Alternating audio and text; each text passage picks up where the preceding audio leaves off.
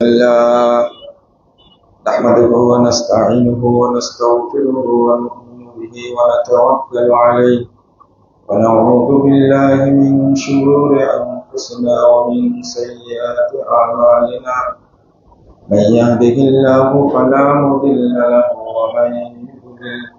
ومن يضلل فلا هادي له وأشهد أن لا إله إلا الله وحده لا شريك له وأشهد أن محمدا عبده ورسوله أما بعد فإن خير الحديث كتاب الله وخير الهدي هدي محمد صلى الله عليه وسلم وشر الأمور محدثاتها وكل محدثة بدعة وكل بدعة ضلالة وكل ضلالة في النار فأعوذ بالله من الشيطان الرجيم اتخذوا أحبارهم ورهبانهم أربابا من دون الله قال صلى الله عليه وسلم لا تقوم الساعة حتى تلحق قبائل الأمة بالمشركين وحتى يعبدوا الأوثان رواه الترمذي بإسناد صحيح. وقال صلى الله عليه وسلم قال الله تبارك وتعالى أنا أغنى الشركاء عن الشرك من عمل عملا أشرك فيه غيري معي تركته وشركه رواه مسلم.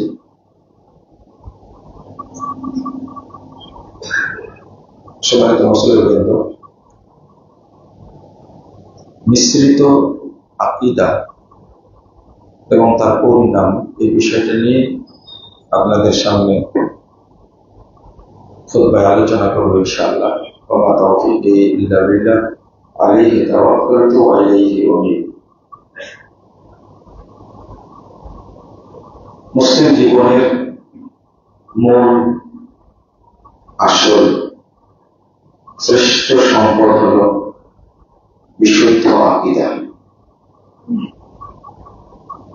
আকীদা শুদ্ধ থাকলেই আপনার আমার আমল সহ আল্লাহর কাছে গ্রহণযোগ্য হবে।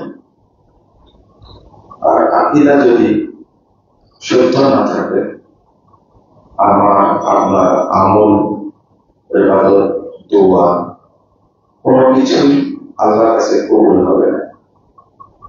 আল্লাহ বলেছেন সূরা মাইদা ৫ নম্বর আয়াত, ওয়া মান ইয়াকফুর বিল ঈমান ফাকাদ হাবিতা আমালুহু, যে ব্যক্তি ঈমানের সাথে কুফরি করে তার আমল সমূহ নষ্ট হয়ে যায়। ওয়া হুয়া ফিল আখিরাতি মিনাল খাসিরিন, সে পরকালে ক্ষতিগ্রস্তদের অন্তর্ভুক্ত হয়ে যাবে। এখানে এই আয়াতের ব্যাখ্যা দিতে গিয়ে সালাফি বিজ্ঞানগণ বলছেন ইন্নাল আমাল লা তাসিহু ওয়া তাকবুল ইযা সাদারাত মিন গায়রি আকীদাতিন সাহিহা। ইন্নাল আমাল তাসিহু ওয়া তাকবুল, আমল সমূহ তখনই কবুল হয় এবং সহিহ হয় ইযা সাদারাত মিন আকীদাতিন সাহিহা, যখন সেটা সহিহ আকীদার মাধ্যমে করা হয়। ওয়া ইযা সাদারাত মিন গায়রি আকীদা সাহিহা বাতালা মা ইয়াতারাওয়া, আর যদি খারাপ আকীদা অশুদ্ধ আকীদার মাধ্যমে যদি কোনো ইবাদত কোনো কথা আসে তাহলে সবই বাতিল হয়ে যায়, বাতিল প্রমাণিত হয়। মানুষ ঈমানের সাথে কুফরি করে কিভাবে? আল্লাহ বলেন সূরা আনাম ৮২ নম্বর আয়াত, আল্লাযীনা আমানু ওয়া লাম ইয়ালবিসু ঈমানাহুম বিযুলম, যারা ঈমান এনেছে আর ঈমানকে শিরকের সাথে মিশ্রিত করেনি। উলাইকা লাহুমুল আমন, তাদের জন্য নিরাপত্তা রয়েছে। ওয়াহুম মুহতাদুন, আর তারাই হেদায়েত প্রাপ্ত। একটা শর্ত করেছেন আল্লাহ রাব্বুল আলামিন, ঈমান আনলো আর ঈমানের সাথে শিরক মিশ্রিত করলো না, কুফর মিশ্রিত করলো না, তাগুতকে মিশ্রিত করলো না, নিফাক মিশ্রিত করলো না। চারটা জিনিস ঈমানের জন্য খুব ভয়ঙ্কর। এটা হলো শিরক, কুফর, তাগুত, নিফাক। এইটা যদি স্পর্শ করে ঈমানের সাথে, সাথে সাথে ঈমান নষ্ট হয়ে যায়। আরেকটা হলো, যখন কোনো ব্যক্তি শিরকে আকবার করে, শিরকে আকবারের সাথে জড়িত হয়, তখন ওই লোকটির ইসলামও নষ্ট হয়ে যায়, ঈমানও নষ্ট হয়ে যায়, আমলও নষ্ট হয়ে যায়।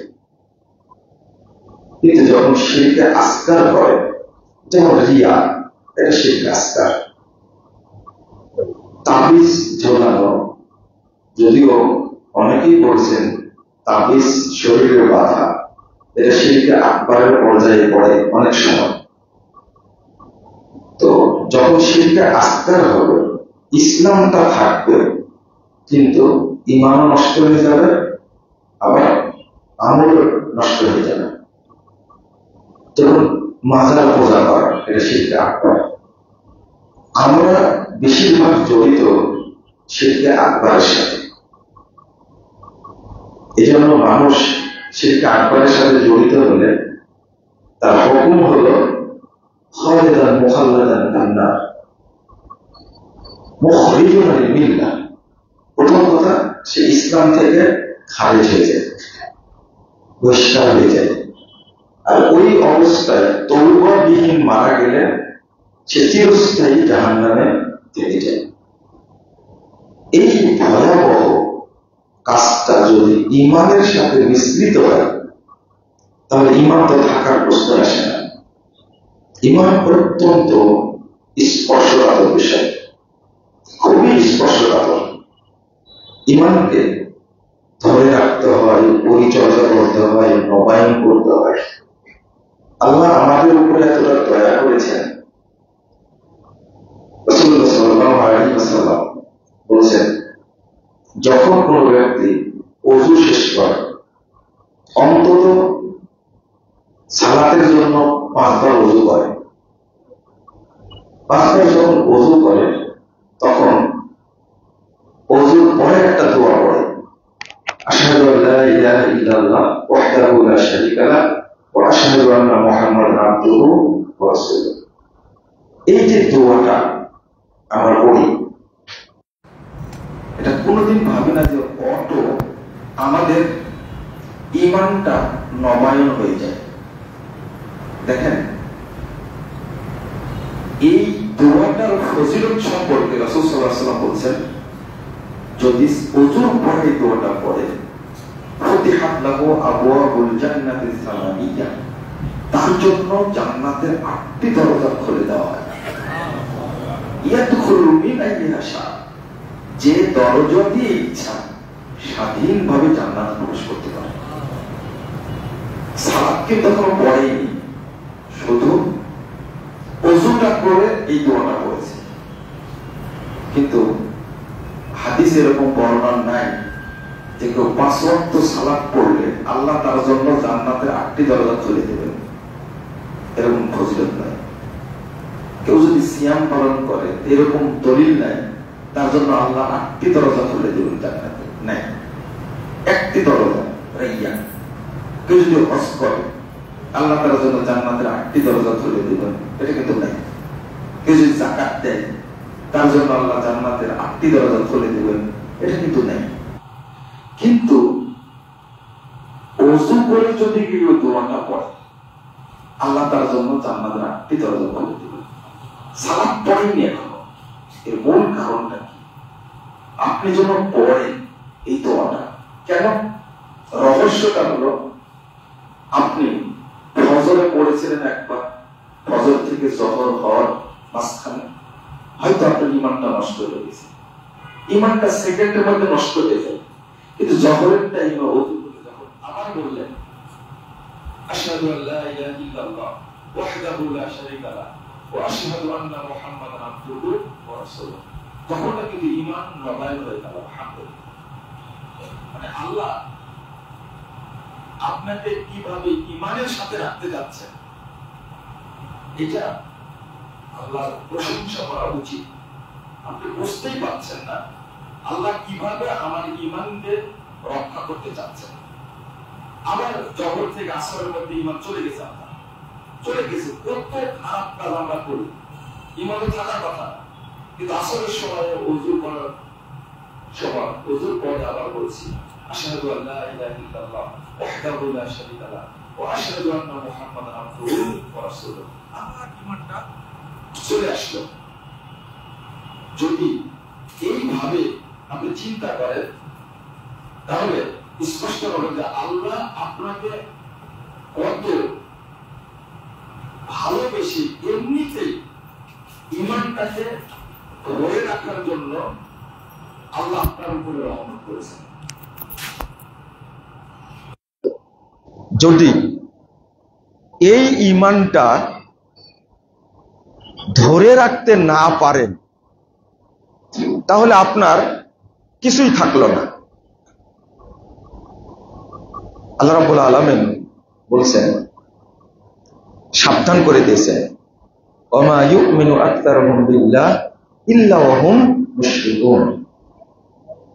আল্লাহ বলছেন 106 নম্বর আয়াত সূরা ইউসুফ, যারা আল্লাহর প্রতি ঈমান এনেছে তাদের অধিকাংশই মুশরিক। ভাষাটা কেমন, কথাটা আল্লাহ, যারা আল্লাহর প্রতি ঈমান এনেছে তাদের অধিকাংশই মুশরিক। এক সূরা রোম 8 নম্বর আয়াতে আল্লাহ বলেছেন, ওয়া ইন্না কাসীরাম মিনান নাস বিলিকাই রাব্বিহিম লাকাফিরুন। অধিকাংশ মানুষ আল্লাহর সাথে সাক্ষাৎ করবে, তারা রবকে অস্বীকার করেছে, তারা কাফের। মানে আল্লাহ রাব্বুল আলামিন আমার রব, আমার সৃষ্টিকর্তা, আমার রুজিদাতা, এইটা বোঝার পরে অধিকাংশ মানুষ বিশ্বাস করে রুজিদাতা আল্লাহ, সৃষ্টিকর্তা আল্লাহ, তারপরে প্রতিপালক আল্লাহ। আল্লাহ তো একজন আছেন বিশ্বাস করে, এটা কিন্তু অধিকাংশ মানুষই বিশ্বাস করে। কিন্তু এর পরেও আল্লাহ কেন বলেছেন ওয়া ইন্না কাসীরাম মিনান নাস বিলিকাই রাব্বিহিম লাকাফিরুন? আল্লাহর সঙ্গে যখন, তাদের রবের সঙ্গে যখন সাক্ষাৎ করবে তখন তারা থাকবে কি অধিকাংশ মানুষ কি কাফের। আল্লাহ আবার বলছেন ওয়াল্লাযীনা আমানু বিল বাতিল ওয়া কাফারু বিল্লাহ উলাইকা হুমুল খাসিরুন। সূরা আনকাবুত 52 নম্বর আয়াত। যারা মানে কাফের কেন হয় এই আয়াতে ইঙ্গিত দিয়েছেন একটা, যদি আপনি মিথ্যা বাতিল কোন জিনিসকে বিশ্বাস করেন তাহলে আপনি কাফের হয়ে যাবেন। আমাকে বিশ্বাস করতে হবে একমাত্র তাকে আল্লাহ। 2 নম্বর, আল্লাহ প্রদত্ত যে বিধান, যে দিন, তাকে বিশ্বাস করতে হবে। যদি এর বাহিরে আপনি বিশ্বাস করেন তাহলে মিশ্রিত হয়ে গেল, তাহলে আমি আর মুমিন থাকলাম না। কথাটা তো কড়া, এত জটিল। যদি আপনি এই জিনিসটা খেয়াল করেন যে আল্লাযীনা আমানু বিল বাতিল, কোন মিথ্যা, কোন বাতিল জিনিসের প্রতি আপনি ঈমান আনলেন, তো সাথে সাথে সাথে আপনার ইমানটা নষ্ট হয়ে গেল। এখন আপনার একটা প্রশ্ন, আমি তো ইসলামও মানি, আবার বাতিল যত ধর্ম সেগুলো তো বিশ্বাস করি, তবুও কি আমি কাফের হয়ে যাব? আমি প্রশ্নটা আবার করি। আমি তো ইসলাম মানি, নামাজ পড়ি, সাথে সাথে অন্য যেগুলো মতবাদ, থিওরি, ইজম, মাযহাব, তরিকা, দর্শন, থিওরি আছে, আমি সেগুলো বিশ্বাস করি, তবুও কি কাফের? না, ভাষাটা ভুল হল। তবুও কি কাফের? আপনি বললেন কি কাফের, তো ভাষাটা হবে বরং অরিজিনাল কাফের, মানে ফ্রেশ কাফের। এটা নির্ভেজাল, বুঝেন তো? ওটা নির্ভেজাল কাফের, এটা আল্লাহ বলে দিয়েছেন। তখন শুধু কাফের বললে হবে না, কি বলতো? তখন দুইটা মিশ্রণ করে মানলে আল্লাহ বলছেন কি, এ হলো একবার অরিজিনাল কাফের, ফ্রেশ কাফের। কারণ হলো কি জানেন? কারণ হলো যে কুফরি করছে সে কিন্তু আল্লাহকে অ্যাড করে, ইসলামকে অ্যাড করে খিচুড়ি পাকায়নি। ইহুদি ধর্মের লোক ইহুদি ধর্মকে বিশ্বাস করে, খ্রিস্টান ধর্ম লোক খ্রিস্টান ধর্মকে বিশ্বাস করে। কিন্তু আপনি যেটা করছেন, ইসলাম মানার সাথে সাথে ইসলামের সাথে অন্য ধর্মকে হলো গুলিয়ে ফেলেছে, এটাতে ইসলামের মর্যাদা কি হয়েছে? নষ্ট হয়েছে। এই জন্য আপনি ফ্রেশ কাফের, আসল কাফের। কিভাবে? আল্লাহ নিজেই বলছেন, يقولون نؤمن ببعض ونكفر ببعض ويريدون أن يتخذوا بين ذلك سبيلا। আল্লাহ বলছেন 150 এবং 151 নম্বর আয়াত সূরা নিসা, তারা বলে আমরা কিছু অংশ মেনে নিব কিতাবের, আর কিছু অংশ কি করব? ছেড়ে দিব, বাদ দেব। ويريدون أن يتخذوا بين ذلك سبيلا। আর এইভাবে তারা দুইটা মিলে সুন্দর একটা পথ তৈরি করতে চায়, ভালো পথ তৈরি করতে চায়। আল্লাহ বলেছেন উলাইকা হুমুল কাফিরুনা হাক্কা, এরাই হলো অরিজিনাল কাফের।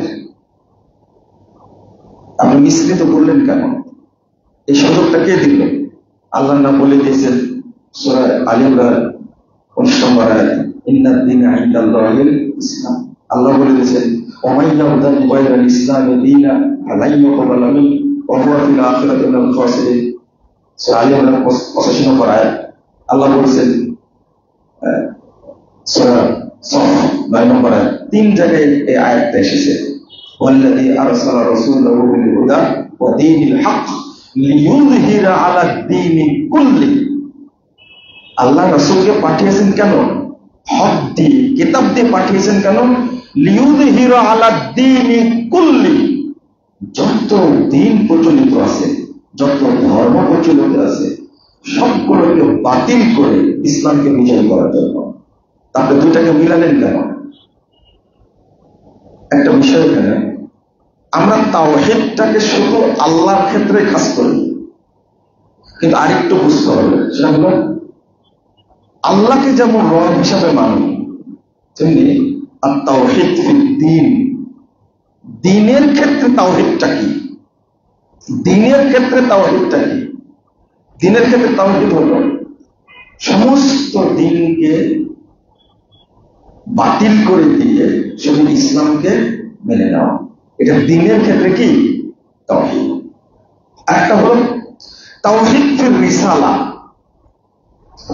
রিসালাতের ক্ষেত্রে তাওহীদটা কি? আল্লাহ বহু রিসালা নাজিল করেছেন, বহু রিসালা নাজিল করেছেন। যখন নাজিল হয়ে গেল কোরআন এবং সুন্নাহ, তো সবগুলো কি হয়ে গেল? বাতিল হয়ে গেল। এটি হলো তাওহীদ ফির রিসালা। রিসালাতের ক্ষেত্রে তাওহীদ হলো শুধু আপনি কোরআন এবং সুন্নাহ মানবেন, আর কোন সংবিধান মানতে পারবেন না। এইটা যদি কোনো মুসলিম ব্যক্তি বিশ্বাস করত, আপনি যখনই তাওহীদ ফিল্লাহ, আল্লাহর ক্ষেত্রে তাওহীদ, শুধু আল্লাহকেই মানবেন, এর সাথে যদি কোনো কিছুকে মানেন তাহলে আপনি তাগুতকে মেনে নিলেন, তাহলে আপনি হয় কাফের হলেন না মুশরিক হলেন। 2 নম্বর তাওহীদ দ্বীন, দ্বীনের ক্ষেত্রে একটাকে মানত ইসলামকে। আর যখনই ইসলামের সাথে অন্য কিছু যোগ করলেন তাহলে আপনি তাগুত যোগ করে নিলেন। অন্যভাবে আত-তাওহীদ ফির রিসালা, রিসালাতের ক্ষেত্রে তাওহীদ হলো আমি শুধু কোরআন এবং সুন্নাহই মানব, আর অন্য কোন নিয়ম, সংবিধান, অন্য কোন মূলনীতি আমি মানব না, বরং অস্বীকার করব। আল্লাহ বলছেন ومن يدع مع الله إلها آخر لا برهان له به فإنما حسابه عند ربه إنه لا يفلح الكافرون। 17 নম্বর আয়াত সূরা মুমিনুন। আল্লাহ বলছেন যে যে ব্যক্তি আল্লাহর সাথে অন্য ইলাহকে আহ্বান করবে তার কোনো দলিল নেই, প্রমাণ নেই। মানে যখনই আপনি অন্য কোনো কিছুকে অ্যাড করলেন, সম্পৃক্ত করলেন, সাথে সাথে আপনার ঈমান বাতিল হয়ে গেল। আজকে এরপরেটাকে এখানে আল্লাহ সরাসরি কাফের বলছেন, সরাসরি কাফের বলছেন। এই কাফেরেরা কখনো সফল কাম হতে পারবে না। আমরা এই জায়গায় ধরা খেয়ে গেছি যে আমরা মিশ্রণ করে চলি। আল্লাহ বলছেন 42 নম্বর আয়াত সূরা বাকারা, ওয়ালা তালবিসুল হাক্কা বিল বাতিল, তোমরা হককে বাতিলের সাথে মিশ্রিত করো না। কত যে দলিল দিয়েছেন। তিরমিজির হাদিস, রাসূল সাল্লাল্লাহু আলাইহি ওয়াসাল্লাম বলেছেন 2219 নম্বর হাদিস, লা তাকুমুস সাআহ হাত্তা তালহাকা কবাইলু মিন উম্মতি বিল মুশরিকিন। কিয়ামত ততদিন হবে না যতদিন আমার উম্মতের বহু দল মুশরিক না হয়ে যাবে, মুশরিকের সাথে মিলে না যাবে। ওয়া হাত্তা ইয়াবুদুল আওসান, এবং যতক্ষণ মূর্তি পূজা না করবে ততক্ষণ কিয়ামত অনুষ্ঠিত হবে না আমার উম্মতের। তো এই হাদিসটা কোথায় রাখবেন? আরেকটা আয়াত বলি, আরেকটা হাদিস মওকুফ এসেছে, ইয়াতি আলান নাস জামান, মানুষের সামনে একটা যুগ আসবে, একটা সময় আসবে, ইয়াসতামিউন ওয়া ইউসাল্লুনা ফিল মাসাজিদ, এমন একটা সময় আসবে মানুষ দলে দলে মসজিদে যাবে এবং তারা সালাত আদায় করবে। সব মসজিদ আজকে জুমার দিন দেখবেন যার ভর্তি, কোন জায়গা ফাঁকা নেই। ইয়াসতামিউন ওয়া ইউসাল্লুনা ফিল মাসাজিদ, সব মসজিদ ভর্তি। আল্লাহ বলছেন ওয়া লাইসা ফীহি মুমিন, কিন্তু কোন মসজিদে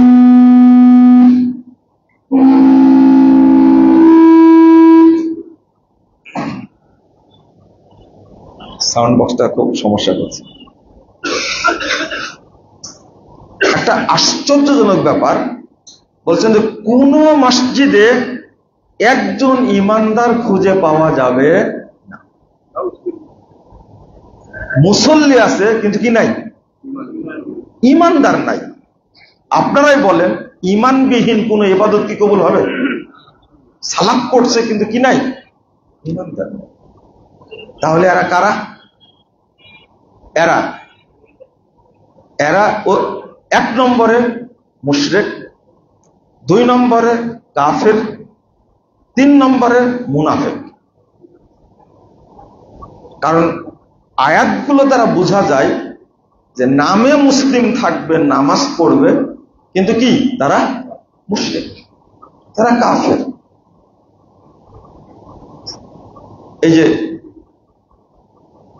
আমাদের এই আমরা নামধারী মুসলিম নামধারী ব্যক্তি ভিতরে কি পরিমাণে নাস্তিকতা বিরাজ করছে আর কি পরিমাণ ঘৃণা শরীয়তের প্রতি, আপনারা দেখলেই কথা বললে বুঝতে পারবেন। এই যে কয়েকদিন আগে আমাদের নারী সংস্কার কমিশন যে জমা দিয়েছে, এরা অধিকাংশ নারী। বাংলাদেশের 95% মুসলিমের দেশে নারী কমিশন গঠন করা হয়েছে সবগুলো নাস্তিক দ্বারা, সবগুলো নাস্তিক। আর আপনারা এতই আনন্দ উল্লাস করছেন যে সুন্দর একটা কি পেয়েছি, দেশ পেয়েছি, এরা আরো থাকুক 10 বছর। কেউ বলছেন না 40 বছর এভাবে চললে সমস্যা নাই। আপনার ভিতরে ঈমান আছে? কেউ কি চাচ্ছেন যে এই দেশটা একটা সময় আসছে যে এই দেশটা আল্লাহ প্রদত্ত সংবিধান কোরআন এবং সুন্নাহ অনুযায়ী পরিচালিত হোক? কেউ বলছে না, কিন্তু কেউ বলছে না। এক নাস্তিক গেছে, আর এক নাস্তিক আসছে, আবার যদি এটা চলে যায় আর একটা আসবে। কিন্তু আপনাদের চাওয়াটাও যেন এরকম না। একটা রাষ্ট্র সংস্কারের জন্য সিরিয়া অত্যাচারিত হয়ে যদি 53 বছর অপেক্ষা করে, এরপরে তো আল্লাহ বিজয় দান করেছে, আলহামদুলিল্লাহ। এরপরে বিজয় আসছে, কিন্তু আপনাদের মধ্যে ধৈর্যও নাই আর বুঝটাও নাই। কি সুন্দর করে আমি নারী কমিশনের রিপোর্টটা পড়ে হতবাক হয়ে গেছি। এরা একজনও মুসলিম না, নামগুলো সব কিন্তু ভালো ভালো নাম। এরা কি, আর এদের দ্বারা সাজানো হলো কেন? সংবিধান সংস্কার কমিটি গঠন করেছে না, বলেছে সব বাদ দিয়েছি, ধর্মনিরপেক্ষতা বাদ দিয়েছি, জাতীয়তা বাদ দিয়েছি, আর একটা থেকে গেছে গণতন্ত্র। কি থাকছে? গণতন্ত্র। এটা থাকারই কি দরকার? বহুদিন থেকে বলে আসছি, মানুষের তৈরি সংবিধান মুসলিমদের জন্য বাতিল। এই সংবিধানের অন্য কেউ চলতে পারে। 5ই আগস্টের আগে কথা বললে, কোন রকম কথা এর উপরে হলে ডিবি ডিস্টার্ব করতো, সিআইডি ডিস্টার্ব করতো, গোয়েন্দারা এত এনএসআই ডিজিএফআই কি যে নির্যাতন করতো। 5ই আগস্টের পরে জোর গলায় বলছে এই ফ্যাসিস্ট সংবিধান বাতিল করতে হবে। কেন?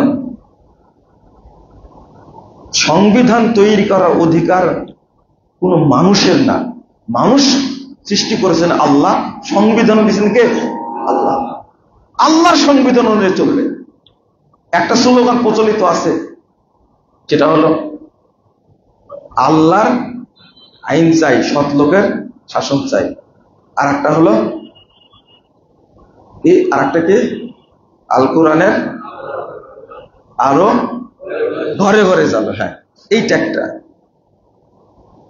এই কথাটা চলবে না, বলতে হবে কোরআন সুন্নাহর আইন চাই। সুন্নাহ বাদ দিলে কি থাকে না?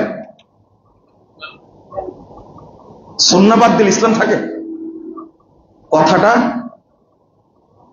যখন আপনি বলবেন আচ্ছা মুহাম্মদুর রাসূলুল্লাহ সাল্লাল্লাহু আলাইহি ওয়াসাল্লামের কোন আইন নাই? হ্যাঁ আছে। যখন আপনি বলবেন আল্লাহর আইন, শুধু আপনি বুঝবেন কোরআনে যেটা আছে সেটা, তাই না? না, এটা বোঝা যাবে না। হাদিসের যেটা আইন সেটাও কে দিছেন?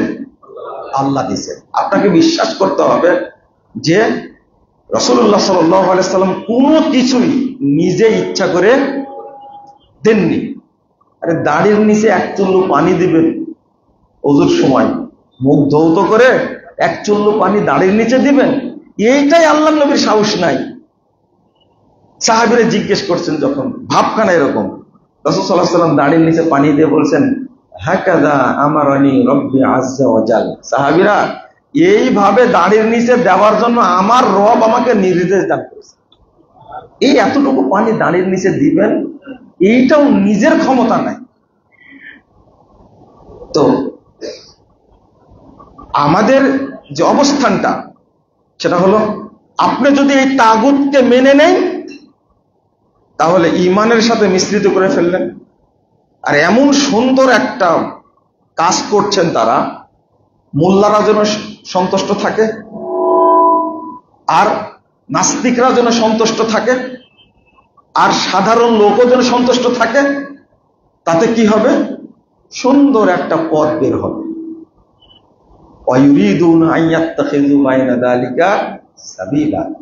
এটা সব মিলে সুন্দর একটা পথ তৈরি করব।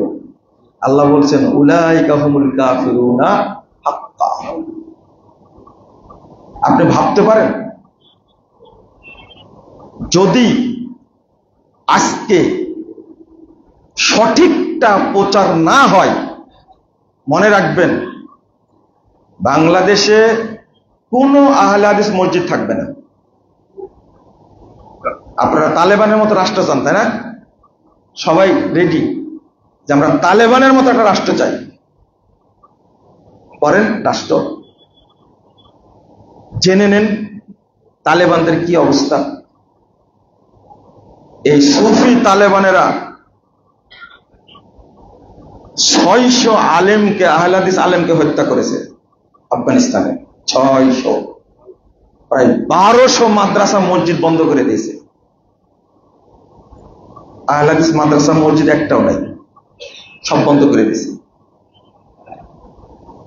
আর এখানে ক্ষমতা আমরা পাইনি, তাই আহলে হাদিস মসজিদের উপরে যেভাবে কি আক্রমণ, হামলা, গালিগালাজ অনেক দিন থেকে হচ্ছে, কিন্তু এই বৈষম্য বিরোধী যখন আন্দোলন চলছে, ঠিক ওই মুহূর্তে একটা আহলে হাদিস মসজিদের উপরে হামলা হয়, তাহলে আমরা কি আইন প্রণয়ন করব? আমরা কি স্বাধীনতা দেব? আমরা কি শান্তি দেব? বাটা শোরুমে হামলা হয়েছে, হয়নি? কেএফসিতে হামলা হয়েছে, আমার রিপোর্ট দেখা পর্যন্ত প্রায় 80 জন লোককে গ্রেফতার করেছে। কিন্তু ব্রাহ্মণবাড়িয়া মসজিদে এইভাবে হামলা হলো, একজন গ্রেফতার হয়েছে? একজন গ্রেফতার হয়নি। একজন আমাকে প্রশ্ন করেছে যে এই আলেম উলামা যাদেরকে দেখা যায় সব বিষয়ে কথা বলে, কিন্তু আহলে হাদিস মসজিদে হামলা হলো সে বিষয়ে কথা বলে না কেন? আমি বললাম এরা সব তালাকপ্রাপ্তা মহিলাকে হিল্লা করার জন্য ব্যস্ত আছে। যেটা কি বললেন? আমার কথা এইরকম। ওরা তো বলতে পারতো আহলে হাদিস মসজিদে হামলা করা যাবে না। আপনি আমাকে এই সবক শেখাচ্ছেন কেন? কতদিন থেকে বলে আসি এরা আহলে হাদিস মসজিদ চাই না। এই রিপোর্টটা সবাই জানে, কিন্তু অ্যাকশনে কেউ যায়নি। কিন্তু তারা এই দেশ থেকে যাবে কোথায়? ফিলিস্তিনে যাবে। তারা ফিলিস্তিনে বাইতুল আকসা কি করার জন্য যাবে? রক্ষা করার জন্য যাবে। আমি বললাম যে ফিলিস্তিনে যে আরো মুসলমান আছে তারা কি করছে খোঁজ নেন একটু। গাজা হামলা করে শেষ করে দিচ্ছে, আর আপনি বাংলাদেশে ওই ইহুদিদের স্টাইলে, ইসরায়েলের স্টাইলে আপনি মসজিদ ভেঙে দিচ্ছেন, আবার বলতেন ফিলিস্তিনে যাব। এটা কি মুনাফিকি না? যদি কথা স্পষ্ট বলি তো তিতো হয়ে যায়, অনেক কথা তিতো হয়ে যায়, আপনারা লোড নিতে পারেন না। এই বাংলাদেশে জামাত ইসলামের বহু নেতাকে ফাঁসি দিল না? তাবলিগের একটা বিশাল গ্রুপ আছে না বাংলাদেশে, এরা কিছু বলেছে? হেফাজতের বিশাল গ্রুপ আছে, কিছু বলেছে? তাহলে ফিলিস্তিনে যেতে চান কি করে? বুঝেননি? আমরা তো আক্ষেপ করেছি, আমরা তো ইন্না লিল্লাহ পড়েছি, বুঝেননি কথা? কিন্তু উল্লাস করিনি। মুফতি শফি মারা গেল, বেরলভীরা কি বলল? একটা কুত্তা মারা গেছে। তাহলে এই বাংলাদেশে যদি একটা গ্রুপ আর একটা গ্রুপকে কুরবানি করে, আপনার প্রতিবাদ করার সাহস হয় না, আপনি মুখ এটা বসে থাকেন আর মনে করেন লা হাওলা ওয়ালা কুওয়াতা ইল্লা বিল্লাহ। এগুলো সব দোষ হলো ইমানের। কিসের দোষ? সবগুলো ইমানগত দোষ।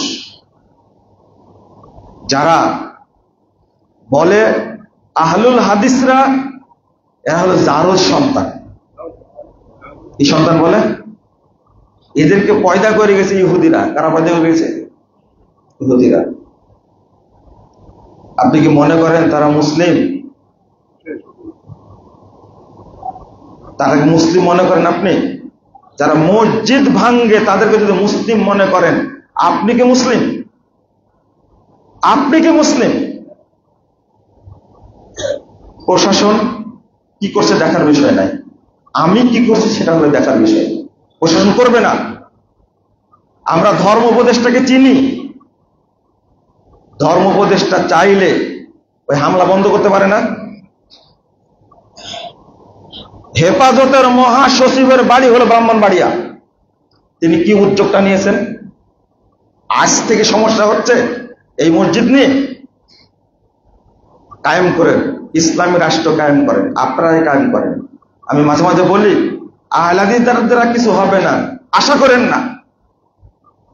হেফাজতের আমির বলে দিচ্ছে জামাত ইসলাম কোন ইসলামী দল না, যান তাকে ঠেকান আগে, আমাদের ঠেকানোর দরকার নাই।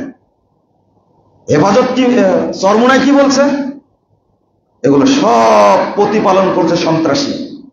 আরে ভাই, জামাত ইসলাম শিবিরের লোকদের কিছু বলে না, এরা নাকি সব মিক্সচার, এর মধ্যে হিন্দু আছে, এদের মধ্যে আহলে হাদিস আছে, কিছু খবিশও আছে, এর মধ্যে সবই আছে, তারাও কিছু বলে না। আপনারা বলছেন আমরা ইসলামী রাষ্ট্র কায়েম করব, তাই না? স্বপ্ন দেখতে থাকেন। আর এই অন্তর নিয়ে ফিলিস্তিনের জন্য দোয়া করছেন, আল্লাহ তুমি ফিলিস্তিনের রহমত নাজিল করো, তাই না? আপনার দোয়াকে আল্লাহ শুনবে? আপনাকে কে শিখাইছে এটা? লা হাওলা ওয়ালা কুওয়াতা ইল্লা বিল্লাহ, আস্তাগফিরুল্লাহ। আল্লাহ রাব্বুল আলামিন কেন বললেন মুসল্লি থাকবে কিন্তু কি থাকবে না? মুমিন থাকবে না, কোনো ঈমানদার থাকবে না। তাহলে তারা কারা? তারা কারা? কেউ তাগুতের সাথে জড়িত, যারা দলীয় রাজনীতির সাথে জড়িত, তারা কি শিরিকের সাথে জড়িত না? শিরিক করে তারা, তারা শিরিক উৎপাদন করে, শিরিক চাষ করে। প্রত্যেকটা রাজনৈতিক দল এক একটা শিরিকের বড় বড় বিশাল বিশাল স্থান, মানে এমন ভাবে শিরিকের কারখানা তৈরি করেছে, এদের মধ্যে কোন ঈমানের লেশ মাত্র নাই। হয়তো সালাতের সময় টুপি পরে, সালাতের সময় প্রথম কাতারে আসে, কিন্তু ভিতরে কি? সব নাস্তিকতা, ভর্তি নাস্তিকতা। ঈমান কত স্পর্শকাতর।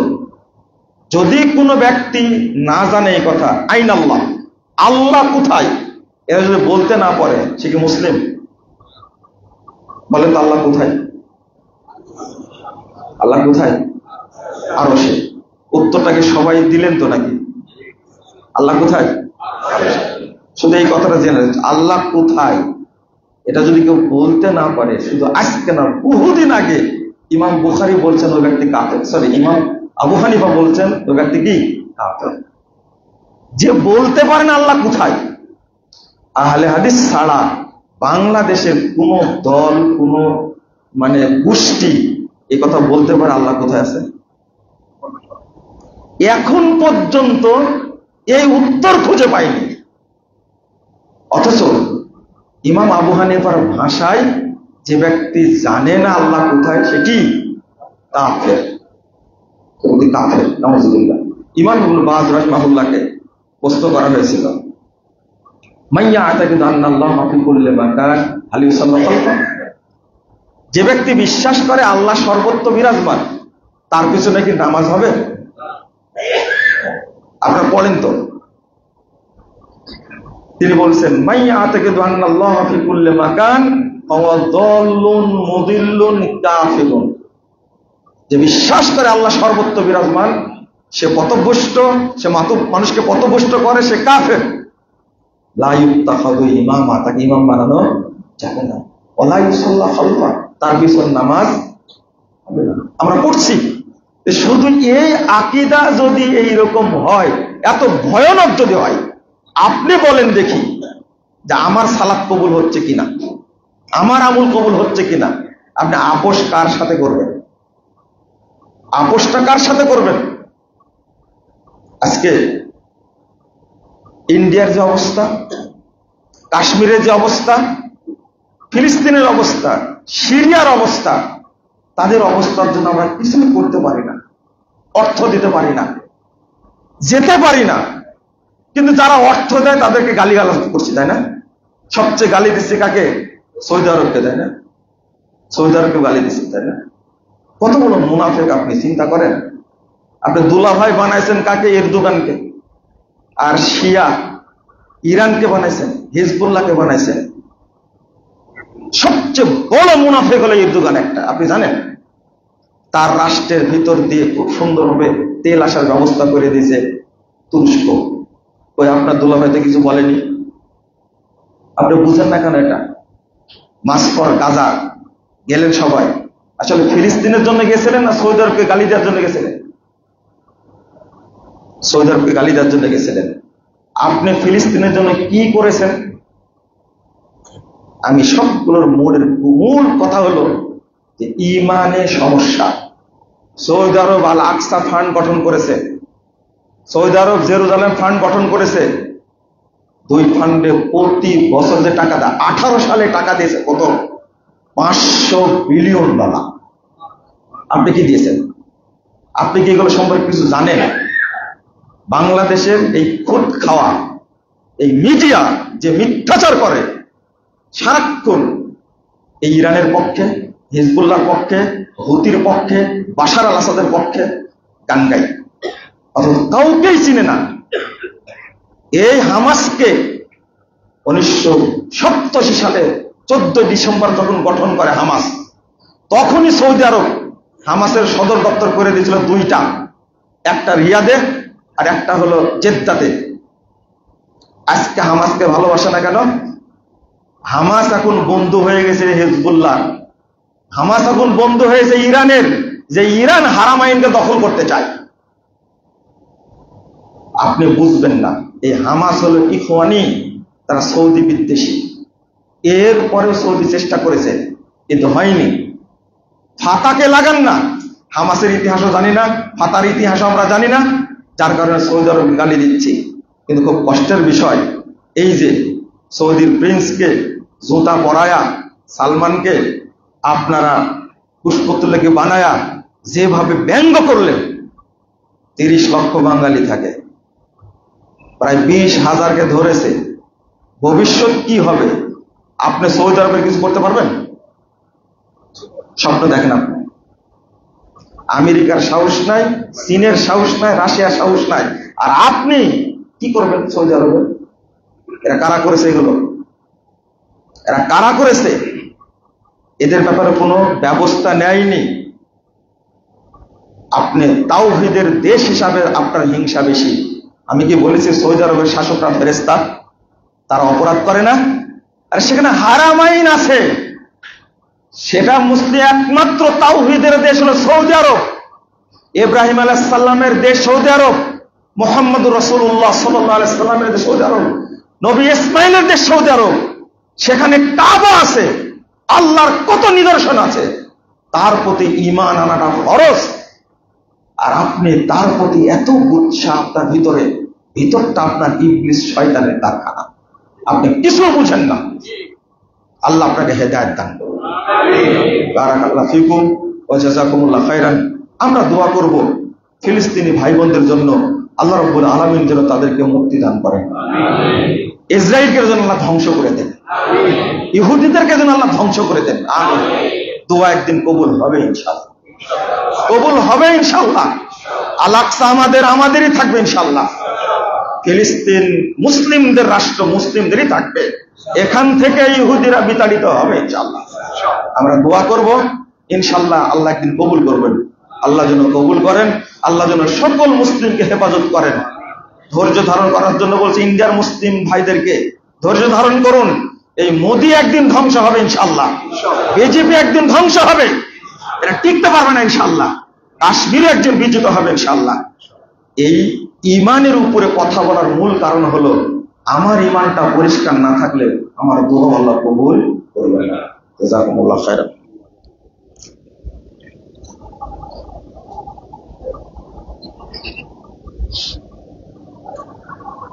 আলহামদুলিল্লাহি ওয়াহদা ওয়াসসালাতু ওয়াসসালামু আলা মান লা নাবিয়্যা বা'দা।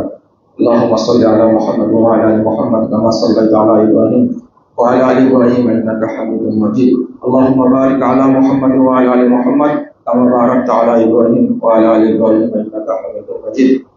اللهم اغفر لنا وللمؤمنين والمؤمنات والمسلمين والمسلمات والأحياء منهم والأموات. اللهم أعز الإسلام والمسلمين، اللهم أعز الإسلام والمسلمين، اللهم ألف بين قلوبهم وأصلح ذات بينهم، وانصرهم على عدوك وعدوهم، وانصرهم على عدوك وعدوهم. اللهم انصر من نصر دين محمد صلى الله عليه وسلم واجعلنا منهم، واخذل من خذل دين محمد صلى الله عليه وسلم ولا تجعلنا منهم. ربنا آتنا في الدنيا حسنة وفي الآخرة حسنة وقنا عذاب النار. ربنا فاغفر لنا ذنوبنا وكفر عنا سيئاتنا وتوفنا مع الأبرار. ربنا تقبل منا إنك أنت السميع العليم وتب علينا إنك أنت التواب الرحيم. وصلى الله على النبي.